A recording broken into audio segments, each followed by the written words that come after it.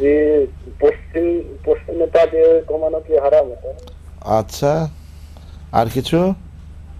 জি না আপনার। ধন্যবাদ।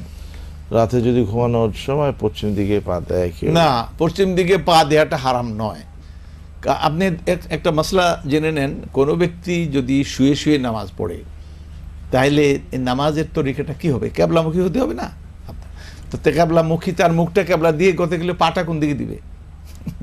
পাও তো ক্যাবলার দিকে দিতে হবে, চিত হয়ে শুতে হবে, সোজা ক্যাবলা যাবে পায়ের দিকে, তারপরেই তার চেহারাটা ক্যাবলামুখী হবে।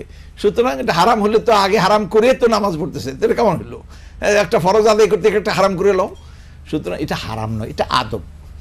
এটা আদব হলো যে স্বাভাবিকভাবে এইভাবে না করাটা উত্তম, ভালো। যে পাটা ওইদিকে না, কেবলা এইদিকে, সেই জন্য আমরা পশ্চিম দিকে। কিন্তু সারা দুনিয়ার মানুষ তো আর পশ্চিম দিকে না। আমেরিকা যখন আমরা যাই তখন নামাজ পড়ি পূর্ব দিকে, তখন পূর্ব দিকে আবার কেবলা হয়ে যায়।